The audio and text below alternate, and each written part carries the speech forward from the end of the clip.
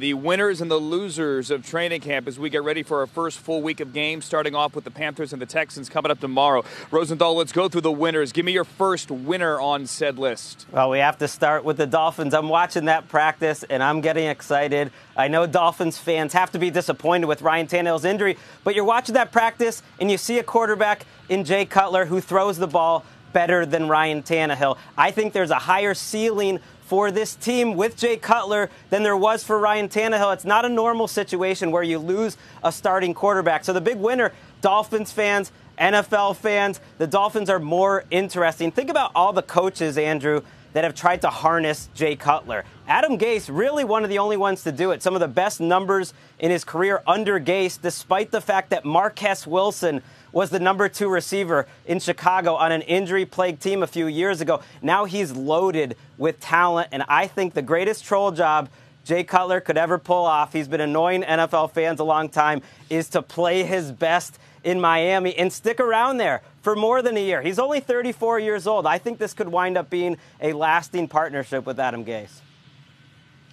Amazing that we're already talking about whether or not Tannehill gets his job back in 2018. Jay Cutler has one practice under his belt in Davie.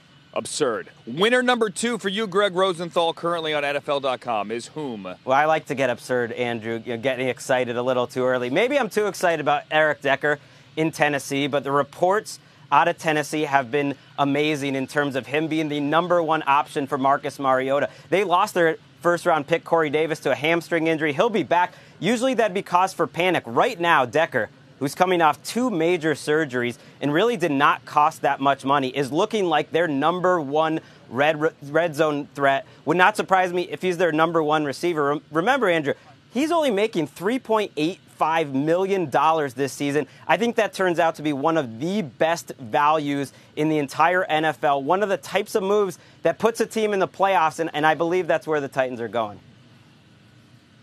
They could very well be heading there. It's amazing how much that AFC South has gotten better the last couple of years. Greg, winner number 3, behind door number 3 is? Honey Badger, Tyrann Mathieu, Cardinals fans, that Cardinals defense, this is a different team when Tyrann Mathieu is out there feeling himself. He went into camp saying, hey, no noise this year. I'm going to stay quiet. That did not last too long. About a week into camp, he was getting annoyed with quarterbacks throwing the ball at him. You can see the confidence is back. We know that because he's now going after Landon Collins on Twitter. There's no way Honey Badger was doing that a year ago, but he's starting to feel himself. And to me, he is the number 1 X factor and difference maker for this entire Cardinals team. People who have watched him in practice have said the old Honey Badger is back, and I think that could put them back in the playoffs this year too.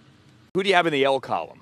I'm starting with Cam Newton, Andrew Luck, and their respective offenses. Let's start with Cam Newton. Let's look at the facts. He practiced fully the first 4 days of training camp, coming off shoulder surgery. No one was concerned. He has not practiced fully in 9 days since. The Carolina Panthers are trying to change their entire offensive identity this year without their quarterback on the field. Wasn't there for OTAs, wasn't there for minicamp. No one is panicking about this setback, but I think it's significant. Also consider Curtis Samuel, their number 2 draft pick, who was supposed to be a big part of this transition, is not on the field. And I think it points out, and this is part of Luck's concern too, when you're coming back from surgery, it's not going to be simple. So they believe he's going to be ready for week 1, but they might be playing catch-up all season long. Andrew Luck is a guy who has not practiced yet. There's no expectation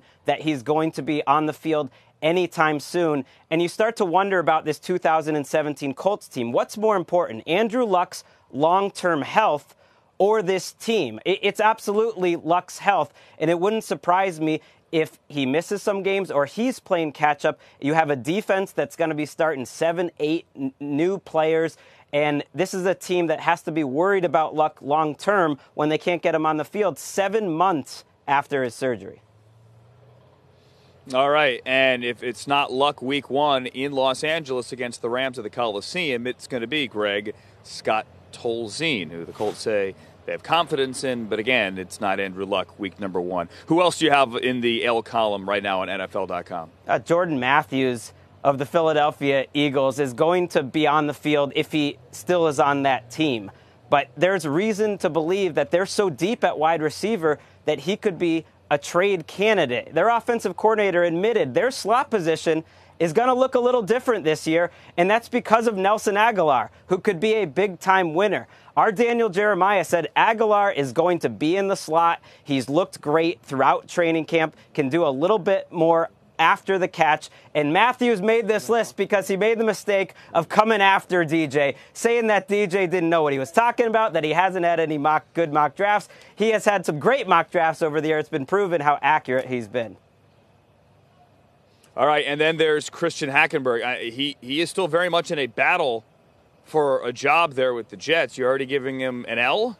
I'm giving it to the Jets offense and Hackenberg because he's not getting a fair shake to win this starting job. This should be his training camp. He's competing with Josh McCown, who's a 39-year-old who's been through enough training camps. And yet, until Monday, Hackenberg really had not practiced with the first team. You look at the reports, and the Jets beat writers started this tradition with Tim Tebow and Mark Sanchez. They're doing completion percentage practice by practice, and Hackenberg and the rest of the quarterbacks are really struggling. They lose their number one wide receiver in Quincy Enunwa. Robbie Anderson and Jalen Marshall are their top two wide receivers. Hackenberg not really getting a shot at this job. The offensive line has a lot of problems, so you have to wonder, even if Hackenberg does wind up playing for this team, how well is he going to play? Why aren't they spending their time preparing him a little more for his second season?